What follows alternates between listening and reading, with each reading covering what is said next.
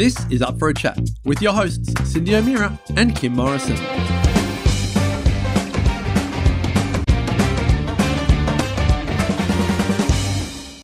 Here we are, up for a chat about the hottest topics that are important to you, inspiring you to awaken the change within.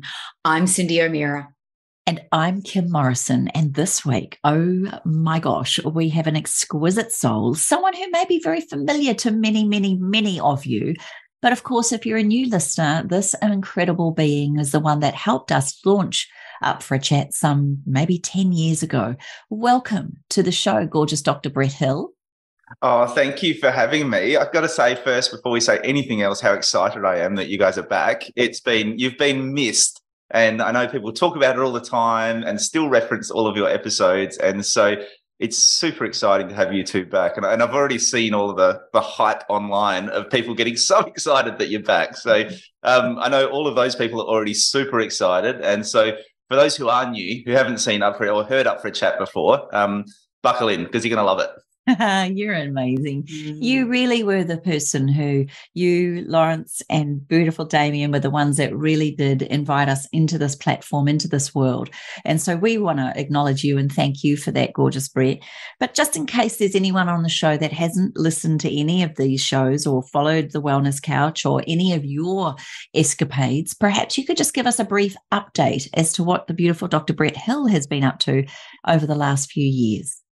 Over the last few years, well, there's been a lot happening over the last few years. I think, I got married. I had a new little boy. I've got a 3.5-year-old boy. So that's been keeping us busy over the last few years. I'm still a chiropractor. So I have started a new practice over the last couple of years, which is Healthy Choices Chiropractic, and love it. Just love getting involved in chiropractic. I am still podcasting. So for those who don't know, I was co-host on The Wellness Guys and co-host on That Paleo Show. And now for the last, I think it's actually 4 years already, which blows my mind. I've been doing a podcast called This Week in Wellness. And so I just released the 200th episode of that just recently. And that's just a really bite-sized news show, so it looks into some research that's come out in the last couple of weeks. And just talks about, what have they shown? What have they found? And then what does that mean? And I think that's the most important thing, analyzing it from a, I guess, more holistic, more vitalistic perspective to say, well, what does this really mean, this research? How does this fit into the bigger picture? Because I think so often we get lost in the minutiae when it comes to the research of, what a particular study is pointing at. Without necessarily understanding it in the greater context. And so that's what I do in my podcast show. And now, as of this year, I'm also the philosophy lecturer at the Australian Chiropractic College, which is just a massive passion of mine and something that I love doing and would love to talk about because that's lots of fun as well. So, I've been keeping busy and I'm building a boat. That's the other one. That's the other thing that I'm doing. I'm almost finished. Finally, I think I started building the boat about the same time I started the Wellness Guys, which is pretty sad. But I'm almost done. This summer, we should be on the water. Oh, that's so funny, Brett, because I swim with a guy and he's in his 80s. I just need you to know this. And he's been working on his boat 25, 30 years. So it's still on hard ground. Mm-hmm. So let's just not be that person. I feel better now. That's good. Thanks. Yeah. You're doing well. I don't know how many people understand the philosophy of chiropractic and the fact that you are now a lecturer at Barcelona Adelaide Chiropractic College. I would love you to talk about the philosophy of chiropractic because for me, I've lived it my whole life. It's what I do with nutrition. But let's dive deep into what the philosophy of chiropractic is. Oh, geez. How many hours have you got, Cindy? Yeah. That sounds like, it's funny you mentioned Barcelona College of Chiropractic because I had a bit to do with the creation of the Australian Chiropractic College. And actually, one of the earliest meetings we had was with Adrian Wenban from the Barcelona College of Chiropractic. And he was able to explain to me the way that they infuse their philosophy into everything they teach and how they do that so well at Barcelona. And that was really a bit of an aha moment for me as to how it could be done here in Australia and how it could be done, I think, better than what has been done previously. And so, but chiropractic philosophy really, it's based in some of the early philosophy, things like vitalism, holism, the idea that our bodies are actually intelligent, that our bodies actually have a real wisdom that, as you would say, Cindy, has evolved over millions of years, and an ancient wisdom there that your body knows what to do. It knows how to do it. And we often don't give that enough respect. We don't have a deep enough understanding of that. And I think sometimes, egotistically think that we can come in and do it better. And so the idea with chiropractic really, fundamentally is that your body needs no help, just no interference. If we could remove the interference that stops your body from being at its best or just at its normal, then the results of that are actually quite extraordinary. Your body is far more capable of adapting and repairing and regenerating and thriving than we've been led to believe. And if we can remove those interferences, whether they're in our lifestyle, what we eat, what we think, how we move, or particularly as chiropractors, if that's, misalignments in your spine that cause interference to your nervous system, that interfere with that communication and that wonderful wisdom that goes from your brain to your body. If we can remove that interference and let our bodies do what it's designed to do, then the results of that can be really extraordinary. And you see some really cool things in practice. And so, I'm super passionate. It's been my passion since, in fact, probably before I was a chiropractor. I was one of the rare chiropractors, I think, that actually kind of discovered the philosophy before I even discovered chiropractic. Before I'd even seen a chiropractor or been adjusted, I'd stumbled across the philosophy and the idea behind it, and it just made sense to me. So I think that's kind of chiropractic in a nutshell. Hopefully that makes sense. I feel like I could talk about that I do talk about that at the college for hours on end. 3 subjects over the course of 3 years. I get to dive deep into all the different aspects of that. But that's I guess a start anyway. Yeah. What intrigues me is what Adrian Wenban said to you, how to create that whole philosophy through all the subjects. Because I remember when I went to university, and I went to traditional nutrition, university. And what I find is that I had a philosophy and it had nothing to do with my philosophy. So to have a school that actually embeds that philosophy into all the subjects, because sometimes subjects, you look at them and they're very mechanistic. Yeah. Can you explain how Adrian said that the school is able to do that? And we have to tell everybody that this is a fairly new school. It hasn't been, or college, I should say, it hasn't been around for a long time. And if you're wanting to do chiropractic, perhaps this is one of the colleges, and it is a private college, isn't it?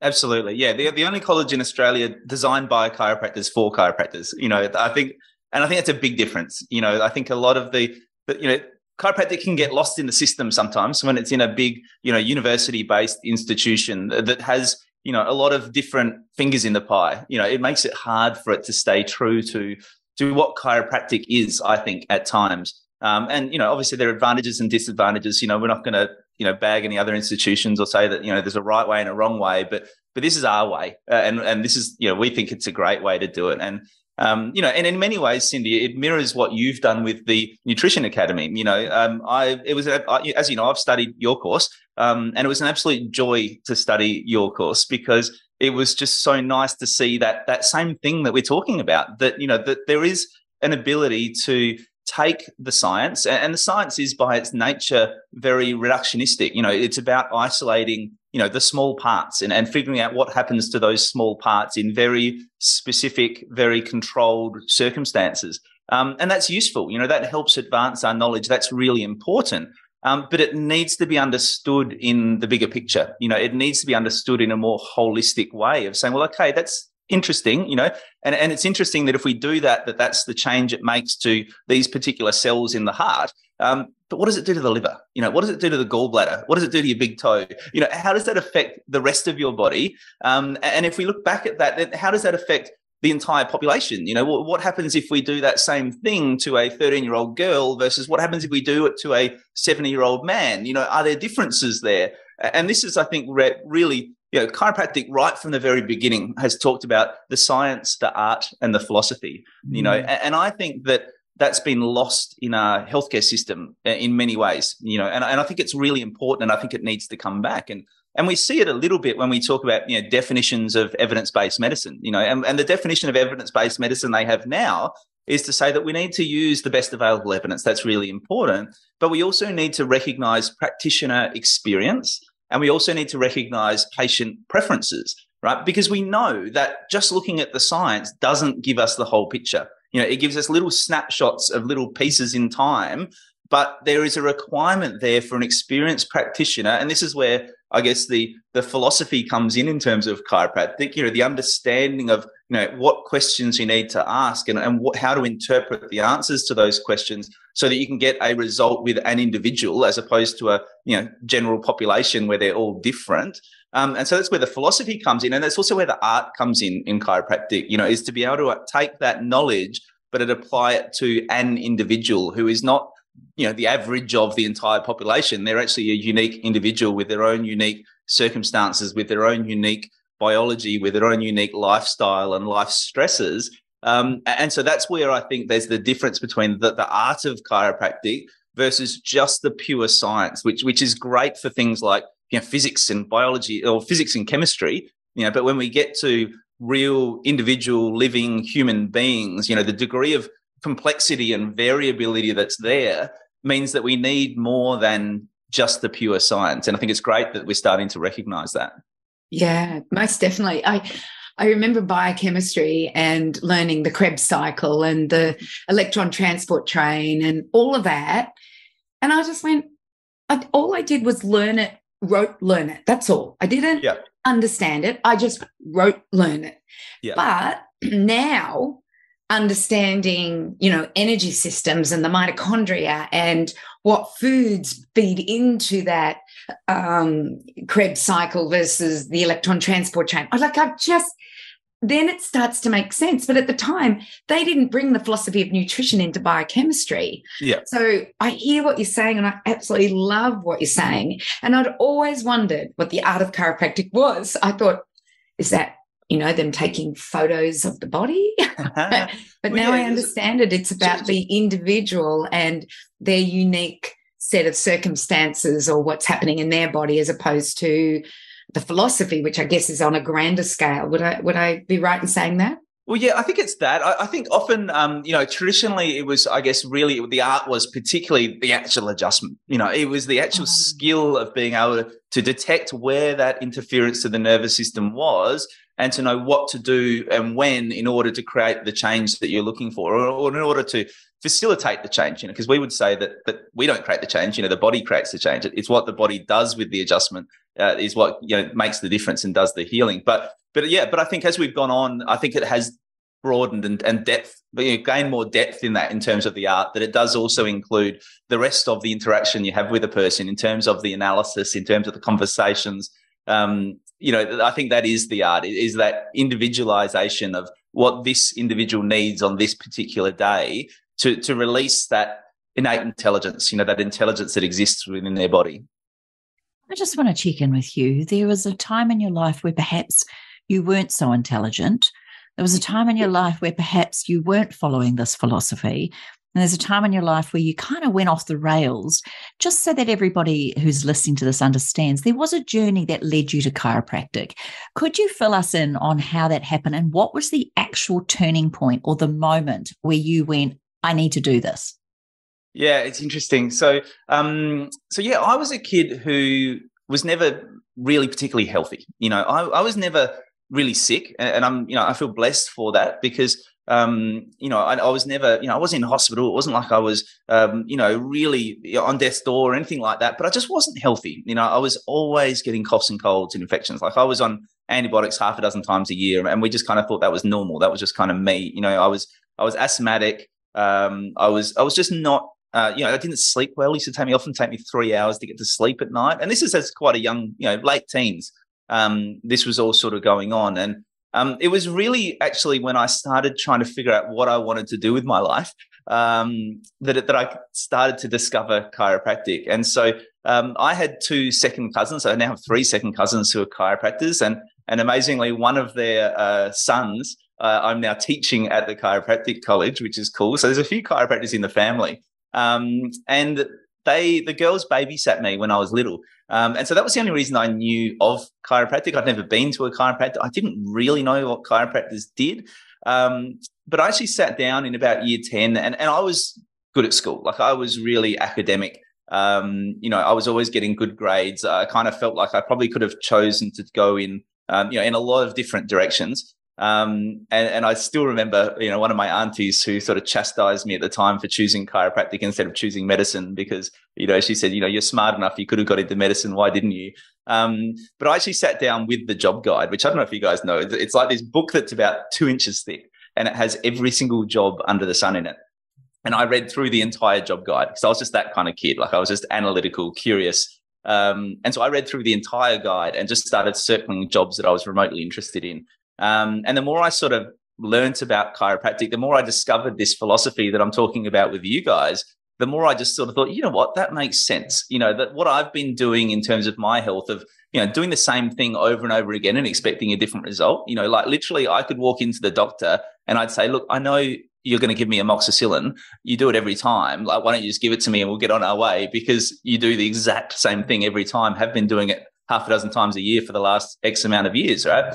And so the idea that maybe there was a different way, that maybe doing the same thing over and over again and expecting a different result wasn't the answer, and that maybe health could come from the inside out, and that I could, make changes that could help facilitate that and release that. And the idea that my body was more intelligent than what I was seeing, than what I was expressing, and that there was a capability there to be more and to do more, was really kind of exciting to me. So I started looking into it, and in the end, I narrowed it down to 2 choices. I was either going to be a chiropractor or I was going to be a marine biologist. And it's funny because I love the ocean. I'd always loved fishing. I love, I think the idea was that I could just go out there and, look at nature, which I love, and maybe do a bit of fishing on the side. I thought that was a pretty cool idea. But the more I learned about chiropractic, the more passionate I got. And so, I started going to see a chiropractor, a couple of chiropractors, Dr. Lund Socks, who's an Adelaide chiropractor, invited me along to a talk in his practice. And that just got me really excited and enthused. And from then on, I didn't look back. I went to so many different talks and observed so many different chiropractors. And each time I just learned something new about the body and something new about chiropractic that sort of just energized and inspired me. And my health changed. Since that day, I've never had an antibiotic. Since that day, I've never used the Ventolin puffer. Since that day, my sleep has been infinitely better, even in spite of having a 3-year-old in the house. And so, the proof, I guess, was in the pudding for me as well. Even though I'd kind of already decided, philosophically, but before I saw the results, the proof in the pudding to back it up really helped me see that there was a different potential here. And, if I could do it, then other people could do it too.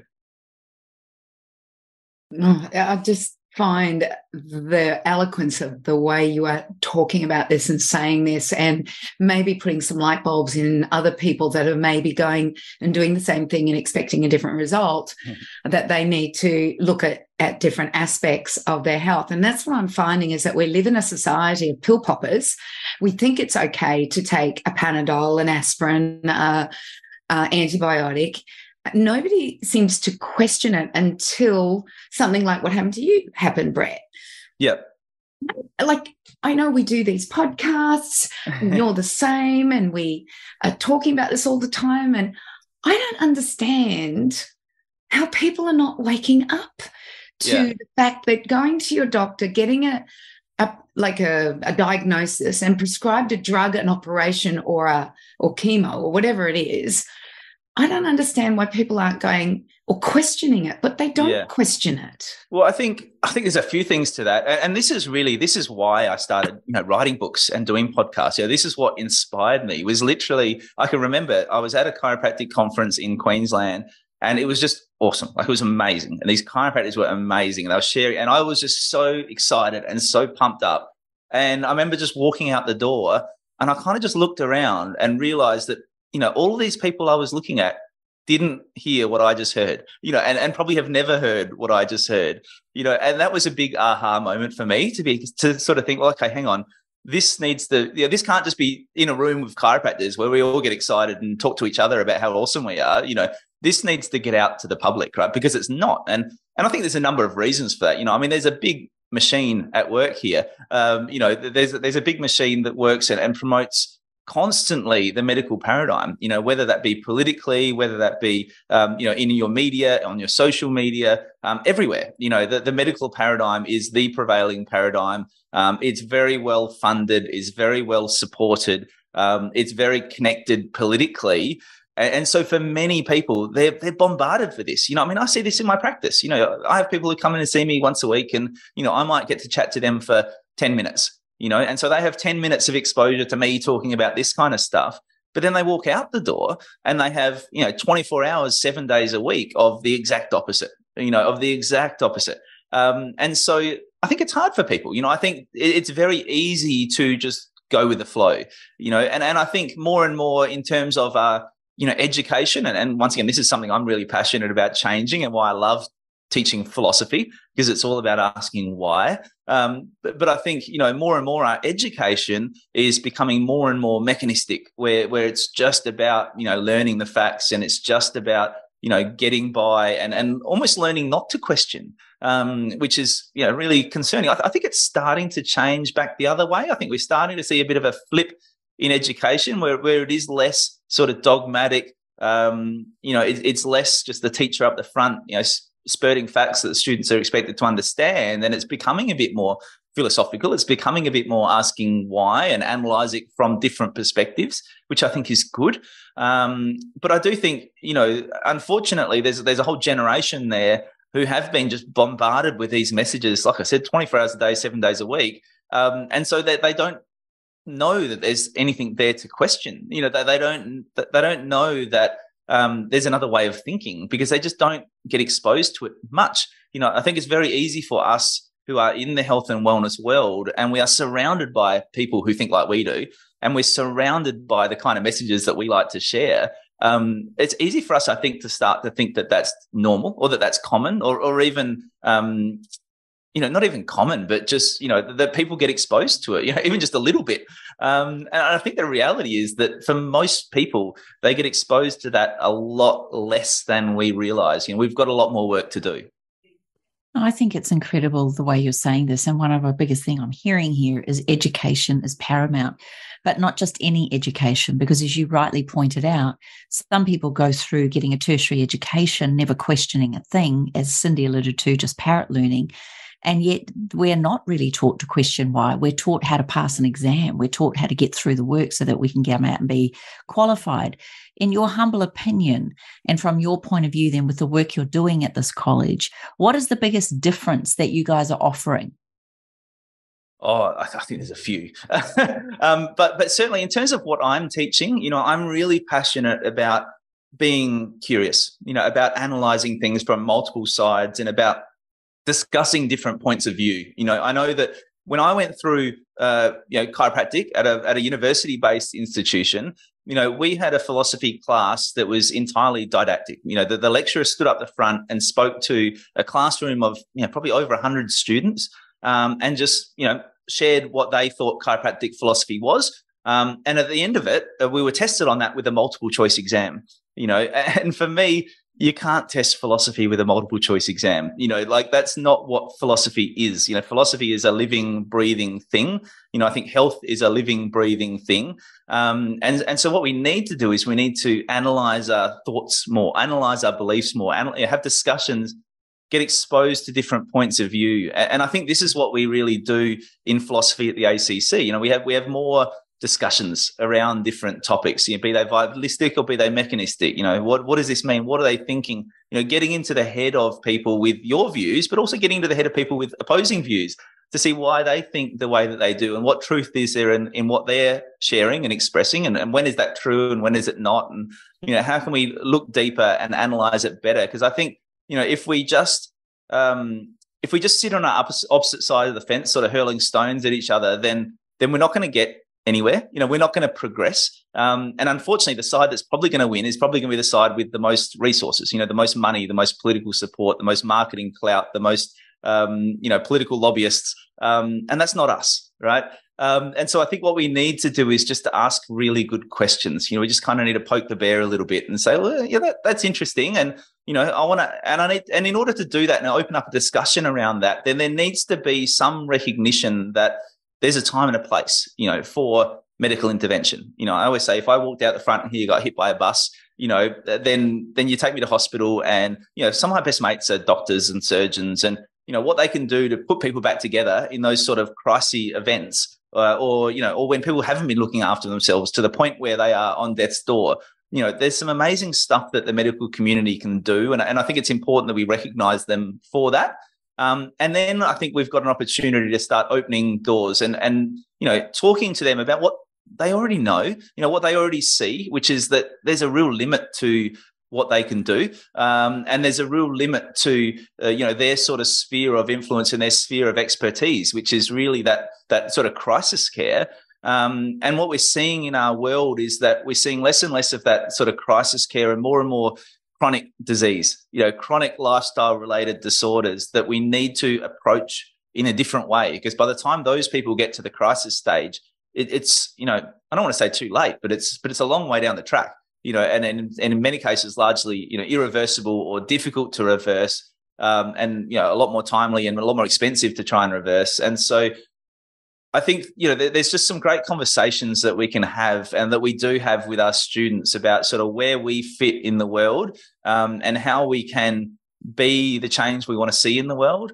And how chiropractic really, the chiropractic philosophy is quite unique, in that, people like Cindy do share it, I think, in terms of the nutrition, but there's not many people like Cindy in nutrition, some other, physical health, I guess, practitioners might share it in terms of, osteopaths or physios or alternative doctors and those sort of things, but they're a lot rarer, whereas chiropractic does have a large body of people who think this way, and I think can have a massive impact on the future of our world, the future of our society. And that's what we want to do at ACC. We want to create exceptional chiropractors worldwide who can have this sort of impact, who can help change the way we think about health, and change the way we, research, invest in, and look after our people. Mm-hmm. Yeah, I couldn't agree more. Now, you talked about like philosophies and that there were other people that had philosophies that were similar to chiropractic. And I remember reading a book by Dr. Sarah Farrant, The Vital Truth. And I thought it was, I'd never thought about it this way, that you have allopathic, which means all passive, which is our medical system. Yep. Then you have alternative, which is very much based on the allopathic model of diagnosis and treat, but instead of treating with drugs, surgery, and chemo, you're treating with supplements, herbs, maybe acupressure, things like that. And then there was, she called the alternate, which was a completely different way of looking at something, with regards to vitalistic, looking at the whole body. And I'm sorry, but Brett, I'm not finding many allied health practitioners living in that third model. Yep. They're still living in the allopathic, but giving an alternative. And I was listening to somebody talking about this recently, and she just said, it's time for the allied health to not have the same paradigm of diagnosis and treat, but to have a different paradigm. And I love chiropractic because I don't know if you guys do diagnose like blood analysis. I know some of you do, but there is this, let's look at what's an interference with the body and let's correct it. And a doctor that I feel is on that path is Dr. Natasha Campbell-McBride. She just changes in the first 3 months of anybody coming to her, she just changes lifestyle. Yep. If she has no results in 3 months, then she will do diagnosis. Yeah.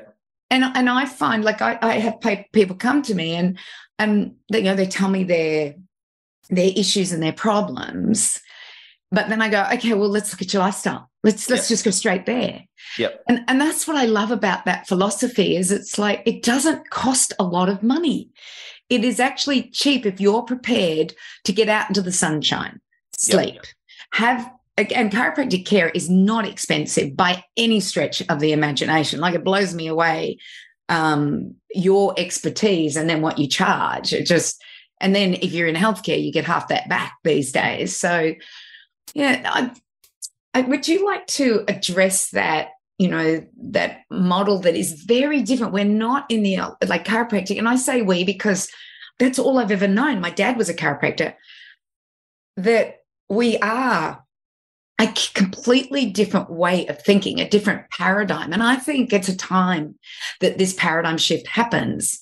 Otherwise, we're just going to continue to see more and more chronic disease. And it's getting worse. Like, after the pandemic, or whatever we want to call that thing, it got worse. The chronic disease rate is worse, and it should have got better. We had a opportune moment to make changes in the people's lifestyle, and they didn't do it. For 3 years, they didn't make a change in people's lifestyle. Yeah. Would you like to address that? Yeah, well, I think it was a massive missed opportunity, wasn't it? Right? Because, it was the clearest example we've had, I think, of the difference between people who have innate health and people who don't, and we saw that there were vastly different outcomes during the pandemic based on whether you had chronic, lifestyle-related diseases or not. Based on the quality, ultimately the quality of your lifestyle was the biggest determining factor of your risk, right? And so I think that was a massive missed opportunity where we could have had a conversation with people about the fact that these people with multiple chronic diseases, and as I said, we know that around 80% of them are lifestyle-related, that those people were more at risk. And so what we didn't have a conversation enough around was, we had a lot of conversation around the pathogen, about the outside in, what can we do to avoid this outside stuff coming in and getting us and infecting us and making us sick, because there's a risk there that, that if we do get it, then we're not going to be able to withstand it. And the conversation that we didn't have anywhere near enough was, what can we do to increase our internal resistance so that we're able to deal with that? Because we saw that for a huge percentage of the population, they were more than capable of dealing with that. Now, I understand that there are some people in some circumstances, because they're too far down that chronic disease road, or because they've had some sort of acute trauma, or because they've got some sort of genetic disorder, where that may not be possible, where they may need to be a little bit more protected as a result, right? But for the vast majority of the population, the risks that we were seeing were related to our lifestyle. We were related to whether we had those largely lifestyle-related chronic diseases. And so there was a massive missed opportunity, I think, to have that conversation and to start an education process and to start perhaps a more directed campaign from the government or from the healthcare professions. There was a massive window there, I think, for the doctors to come out and say, hey, you guys need to think about your lifestyle. You need to think about what you're doing to impact on your lifestyle, to impact on your resistance, to impact on your body's ability to deal with these things when they come along. Because let's face it, they're going to come along. You can't avoid germs. They're everywhere. And in fact, if you try to avoid germs, you're going to make yourself sick in trying. And so the idea that the solution is to avoid germs, once again, if you look at it from a more holistic perspective, look at it from a more vitalistic perspective, it doesn't make sense, because you can't avoid germs. And so if you allow your internal resistance to deplete to the point where even the simplest of germs are going to cause you trouble, then it almost doesn't matter what germs are out there, right? Because if one doesn't get you, the next one will, and so there needs to be a conversation there around saying, look, yeah, there might be times where, there is a pandemic. There might be times where there are particularly bad germs, and we might want to look after people who are more vulnerable for whatever reason they are more vulnerable. But at the same time, there has to be a conversation about saying, what can we do to increase our resistance? One of the books I've just been reading as part of the chiropractic philosophy course, it's one of the texts for the course, one of the texts that I hadn't read yet. And it's called A Life Without Fear by a chiropractor called Dr. Fred Barge. And this is what he talks about. He talks about a life without fear. What if we ate well, thought well, moved well, had a healthy functioning spine and nervous system to the point where our bodies were really resilient, to the point where we didn't have to fear every germ, to the point where we didn't have to fear lifting something to help someone out, to the point where we didn't have to fear whatever the next emotional stress was in our lives, that we were actually capable enough, resilient enough that we could go out and play life full out and do the things that we'd love to do without constantly sitting back and worrying about whether our body's going to be capable enough or resilient enough to deal with it. And so that's his version of a life without fear, where you can just go out without fear and live the life of your dreams, live the life that you're destined to, without constantly fearing that you're not going to be capable of meeting the challenges along the way. It's a fascinating insight, isn't it, into this way of thinking and way of being, particularly if you've been brought up in a more, I guess, allopathic upbringing, especially when I go back to my grandmother during the war, who was told by her doctor to start smoking to relieve stress. We know that medicine, doctors, different practitioners and different experts do make mistakes, or perhaps they're not mistakes, they're just wonderful feedback on what could be done better.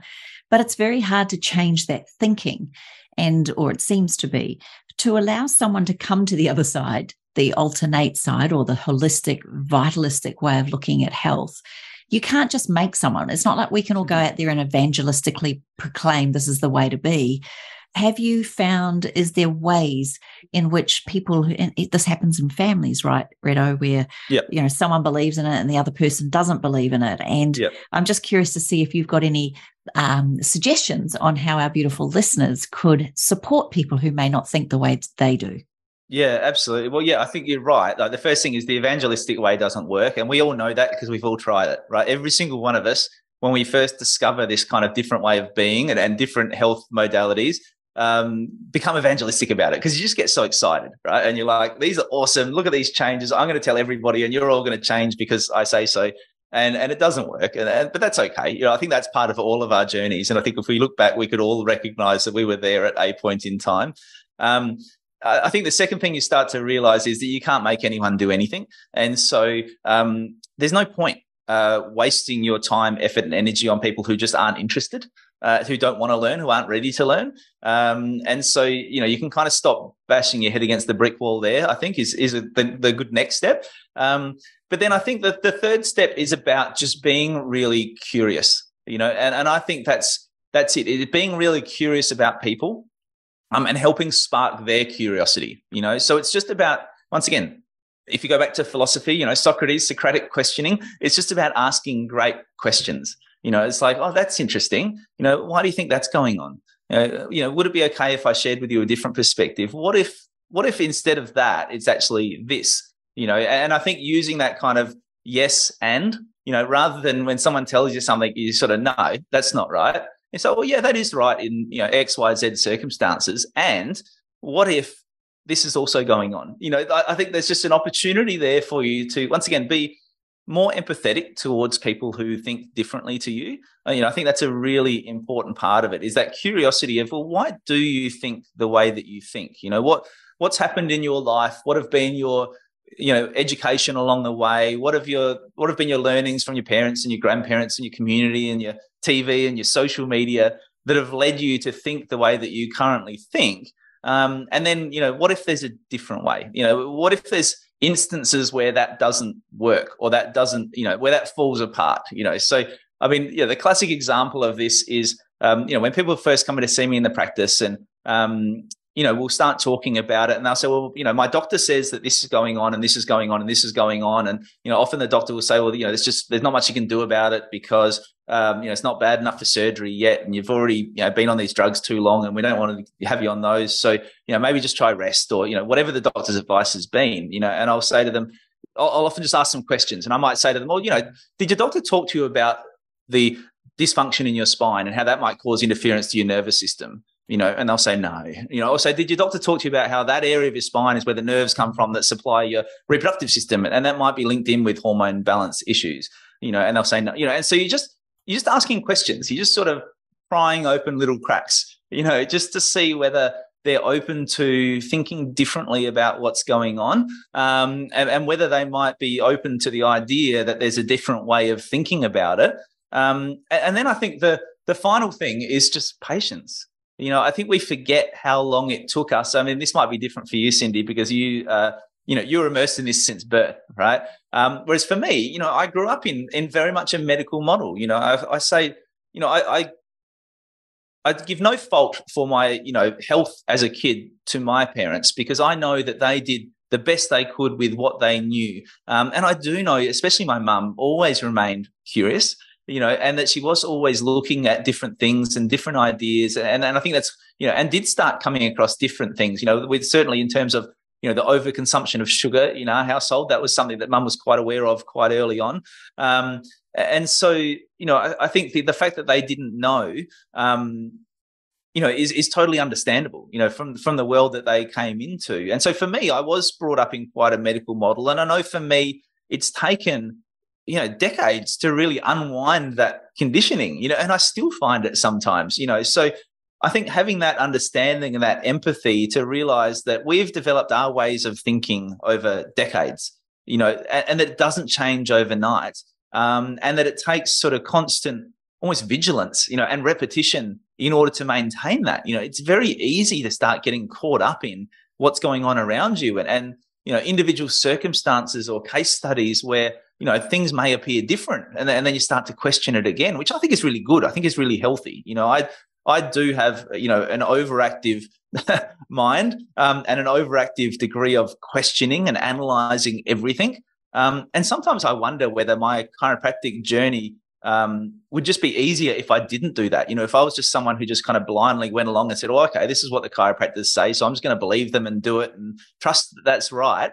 That maybe then that would have caused me less, turmoil of thinking along the way. But ultimately, I think it's that analysis that allows us longer term to have real certainty around what we think and what we do, because we've really looked into it, and then once you've really looked into it, I think you can have a large degree of congruence between what you think and what you say and what you do, that allows you a lot more freedom to be yourself and to express yourself, what you think and why you think it, and to, I think, share that with other people in a really honest and congruent and ethical way. So, I do think that patience is a really important part of the picture as well.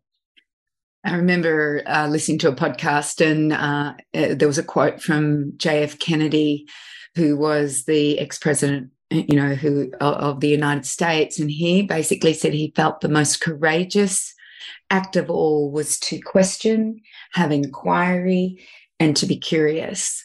And I actually see questioning, inquiry, and having questions about, or being curious is an act of rebellion at the moment, because the people that are doing this are being censored. Yeah. And even now our Australian government is wanting to have an act around misinformation and disinformation. And I've actually written to the government and just said, you've educated us. If you don't think our education is good enough for us to decipher what we believe is right and wrong, then the education system is definitely failing. Yeah. And so I just think that you are brave, you are courageous, you're one of the most courageous people when you are brought up one way. And even if you in other aspects as well, it just doesn't have to be health. Like I'm listening to Graham Hancock at the moment on archaeological findings and civilizations, and I just find it fascinating that this man had clear inquiry about the narrative of archaeology, and you have inquiry about the narrative of health. And you know what I find the ultimate irony in all of this, Cindy, is that the people who inquire often get labelled as unscientific. And I just find that the absolute ultimate irony, because we know that the scientific hypothesis, the scientific theory is absolutely based on, the very first step of it, without which there is no science, is hypothesis. The ability to come up with an alternate hypothesis is the only way that science can ever advance, and so being curious, coming up with alternative hypotheses is the most scientific thing in the world. Without it, science simply cannot exist. Without it, there is never going to be any further advancement of our scientific or medical or health knowledge. And yet what we do when people do that is, much like we did with the scientists who thought that maybe the earth revolved around the sun, is we want to lambast them, we want to punish them, we want to tell them they're wrong and restrict their ability to share this information. And we do it in the name of science, which is absolutely preposterous. Or religion, as it was at that time, wasn't it? Correct. That we didn't revolve around, we weren't the center of the universe anymore. So, it's. Yeah. Well, and you hear the term now, scientism. Yeah. And scientism is this kind of, obsession with the pure science, in the absence of, once again, the practitioner experience, in the absence of the patient preference, in the absence of, the applied science, where we actually, take that wisdom and apply it to the real world and see what actually happens rather than what we hypothesize might happen. And in many ways, that scientism has many, analogies to religion, I think, in that absolute dogma of, what we know, is right. And that can't be questioned, which is, once again, the ultimate irony that scientism is kind of unscientific is not lost on me. Yeah. The lecturer not the lecturer, but the professor who helped me write the course, my nutrition course, he said that 80% of science is wrong. I'd say more. I think he would say 90 now, but he said 80% is wrong, but it leads us to that percentage that is correct, and we can work on that. And when he said that to me, and this is a professor who's got a PhD in a million things and is an inquiring mind, and he just said, I see it all the time when I'm looking up things that led to that, led to that, led to that. So I'd go further. I would say that everything we think we know is wrong. I think absolutely every single thing we think we know is wrong, because all it is our best available model for describing what we see, right? And so we keep coming up with newer, better models, and we keep understanding that actually, look at, gravity, right? And we sort of figured out this thing called gravity. We don't know quite why it works or how it works, but we figured it out. We're able to measure it. And so then we come up with this model around gravity that it's, was it 9.8 meters per second squared or whatever it is? But then all of a sudden we go, great, we've got it. We figured it out. This is the truth, and then all of a sudden we go outside of our atmosphere and we realize that it's totally wrong again, right? It's like the more we know, the better the models we can create. Now, that's not to say that this is a bad thing, right? Because creating ever more accurate models of how the world works is what allows us to advance. We know that our models of engineering are now good enough that we can build a 40-story building. It's remarkable, right? But it doesn't mean that every minute detail of that model is accurate. It probably means that there are stuff there that we still don't quite know and that we still don't quite understand, and that maybe in some slightly different circumstances that isn't going to be 100% accurate. I think none of it is 100% accurate. I think it's always just our best model of what's going on in the world. And I think if we can start to think of science in that way, it totally reshapes the way we think about it. It totally takes the ego out of it. And I think it totally changes the way we are able to keep questioning and keep advancing. Because when we think we know everything, then there's no reason to question, there's no reason to advance, and all advancement stops. And so I think we need to maintain that knowledge that this isn't the truth. We can never be 100% certain that it's the truth. It's just the best available model we've got to work with right now until it's replaced by a better one. And I think that's the way we need to start thinking about science. I reckon your students are the luckiest people to be listening to you. Brett, I've heard you speak for 20-something years, and I'm just blown away by how far you've come and your inquiring mind and where it has got you. So thank you. And the chiropractic profession should be very grateful for having you as the philosopher, or the one teaching philosophy, I should say, at the Australian College of Chiropractic. Well done. Oh, thank you. Yeah, if you want to hear more of this, just get in touch with the ACC. They do have free evenings where you can come and have dinner and learn about the college, or log in online and learn about the college. So if you'd like to have more of these discussions, I do about 10 of these, 12 of these a semester at the ACC, and they're good fun. Yeah. And what about have you written another book? Like, what are you doing at the moment, and how do people get a hold of you? And I know we've talked about your podcast. I'm not writing another book yet. I'll say yet. I've my last book, Rock Bottom, is my last book that I've read. I think I've got another one in me at some stage. But at the moment, I'm actually studying tertiary education at the moment. So I'm doing a graduate certificate of tertiary education at Curtin University in Western Australia. And so I just wanted to make sure that I understood teaching. Yeah, that I learned the sort of, the nuts and bolts of teaching, so that I could make sure that I was being, I feel an immense responsibility, being the chiropractic lecturer at the Australian Chiropractic College, which is a college that to a large degree was formed because we wanted chiropractic. We didn't want to lose the chiropractic philosophy. And so, I feel that as an immense sense of responsibility. And so I want to make sure that I'm doing my absolute best to carry that torch forward that we've been blessed as chiropractors to have passed down to us from just some of the most incredible, amazing minds. The more I look into the chiropractic philosophy and the chiropractic history as I'm teaching my chiropractic students, the more I'm just in awe of some of the minds that really created this chiropractic philosophy and helped us analyze what we do and why we do it. And so that's kind of my focus at the moment. I'm almost done. I think this week I've got my second to last assignment to do for my graduate certificate. And then maybe once I get past that, I can start to think about more future projects, whatever they may look like. But at the moment, it's really, I'm not writing a book at the moment. I'm getting my studies done. I'm still doing my podcast and obviously still in practice and really loving all of those things. And then, like I said, when I'm not doing that, I'm looking forward to finishing my boat and going sailing with the kids. That's my agenda at the moment.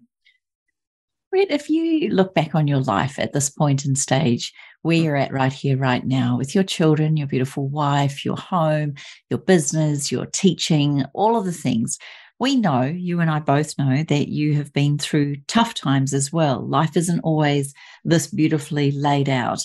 If there was one piece of advice you could give to the beautiful listener on how to get through the tough times so that you can get to these places where you feel really excited and passionate about everything you're doing, being, and having, what would that be? I think there'd be two things. I think the first one would just be to say, this too shall pass. Don't get too caught up in the down times and don't get too caught up in the up times. They're both there for a reason. They're both there to teach you. They're both part of the journey. And you I feel like you can't have the downs without the ups, and you can't have the ups without the downs. And so, I think just to acknowledge that this too shall pass, that there is there's a higher purpose for it, and that doesn't, I don't say that in a religious way, and I don't say that in even necessarily a spiritual way, but I say that in a really pragmatic way, in that I just think that we learn from all of our experiences, and if we are able to be curious enough about it, then all of those experiences are able to help us and to help us thrive. And so I think that would be the second piece. So the first piece of advice would be, this too shall pass, and the second piece of advice will be, don't shy away from getting curious about it. Even when it's hard, and even when it's you do it in a loving way, do it in a way that's kind to yourself, but don't shy away from learning the lessons, because otherwise you're going to have to keep repeating that same experience over and over again until you do learn the lesson. And so I think be kind, be curious. That's there's a quote. I'm trying to remember what it is. And this has actually been on the back of my mum's bathroom door since I was a kid, and it just says, "Be humble, be curious, be kind." And I think that's just such a beautiful summation in so few words of how I think is a great way to live life. So powerful. We love you dearly. We are honoured to be on this ride with you, and we would love the listener to know where else they could find you. What's your website now? What's your best contact modes? Yeah, sure. So my website is drbretthill.com. My practice is healthychoiceschiropractic.com.au. My podcast is on the Wellness Couch. And so obviously you can find it there, and you can find that on all of your podcast players, whatever phone or whatever you happen to use, you'll find it there. People can get in touch with me. They can send me an email, they can message me on social media, whatever they'd like to do. I'm a pretty open book. I'm pretty available on all of those things. Maybe not, every day or every minute, but I do answer people's questions. Yeah, and then obviously the Australian Chiropractic College, they can find me there in person if you want to come and get into the best profession in the world, and the profession with the greatest potential to change the current medical paradigm and to the current state of our health, I think, in the world. Then ACC is the place you want to be. Cindy O'Meara, is there anything else you want to ask from this delicious human? Oh, I could ask forever. But we can do it again. We're limited. We're always limited by time. But I just think, Brett, we need to get together. I haven't seen you in so long, and it's about time we had a dinner together, I think, again. Definitely. Let's have a catch up at the farm sometime. That would be lovely. It's on my bucket list. I will get there soon, I promise. Bring back the summit. Bring it back. The wellness summit, right? I know. Oh, look. It might be an up for a chat event now. I know that you guys are back. You might have to lead the way.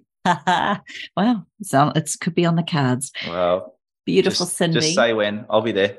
Beautiful, Cindy. Would you like to close today's show and let everyone know how much we love Brett? Thank you, Brett. Thank you. We appreciate you taking the time out to spend this time with us. Every time I speak to you, I just hear, like, I know, you're not a young man, you're getting there, you've got a 3-year-old, but you've also got older children. And, I had so many questions I wanted to ask you about education, but we'll do that another time. Well, that sounds like fun. Yes, exactly, especially with your kids. But I hear so much wisdom and clarity and curiosity, and I'm just in awe of where I know you've come from and where you are today. So congratulations, and thank you for being with us. Oh, thank you so much. Yeah, it's funny you mentioned the kids. I think, I mentioned before about a book. I think if I do have another book, it's probably a parenting one, I think. And so, stay tuned. That might come at some stage. But, I do feel, I feel blessed, to be honest, to have had the experiences I've had and the exposures I've had. I recognize how lucky I am to have been exposed to you guys, to be exposed to the Wellness Couch, to be exposed to the broader chiropractic community, to have the opportunities to learn what I've learnt. I feel like I've been very, very fortunate along the way. And as I said, I feel like I've got a torch to bear, a message to pass on that those people deserve to have passed on, and for that wisdom not to be lost. So that's, I think for all of us, that's why we do what we do, isn't it? I want to thank you, because that's the one thing that I think the three of us have, is that constant desire to learn. And I want to thank both of you here and now for being the trailblazers in the industry that you're in. It is a real honor and privilege to hear both of you speak. And Cindy's right. I was trying to get to the personal level of you, but just how much we love you, your family, and give our love to that beautiful wife of yours. We do miss you guys heaps, and we want to thank you wholeheartedly for being on Up for a Chat. Thanks, girls. Time for a quick break on Up for a Chat to share our favourite products. The Nutrition Academy is my education. This is where you can do a 12-month course with me on nutrition. It seems that every guest that we have talks about education. So this is your way of educating yourself on not only a philosophy and anthropological principles, but understanding nutrition as it stands today and how we can make things different than what is happening right now. As well as in there, we have a microbiome course, we have a business course, we have the introduction to nutrition, which won't take you as long as the year-long course. And we also have our summit every single year. So to find out more information, just go to www.thenutrition.academy. One of the best ways to get curious and to absolutely question everything and anything in your life is to attend the Essential Self-Care Weekend. This incredible weekend is an opportunity for you to indulge, recharge, get curious, upskill, and learn the vital secrets for a positive mind, body, health, and skin. At the center of the work is my favorite, which is aromatherapy. So I invite you to come and join us on the Sunshine Coast or in Victoria for the Essential Self-Care Weekend, where you get to be as curious as you like. This has been a production of TheWellnessCouch.com. Check us out on Facebook and join in the conversation on Facebook.com/The Wellness Couch. Subscribe to each show on iTunes and check us out on Twitter. The Wellness Couch, streaming wellness into your lives. Whilst the Wellness Couch presenter endeavor to provide accurate and helpful information to their listeners, these podcasts cannot take into account individual circumstances and are not intended to be a substitute for health and medical advice from a qualified health professional. You should always seek the advice of a qualified health professional before acting on any of the information provided by any of the Wellness Couch podcasts.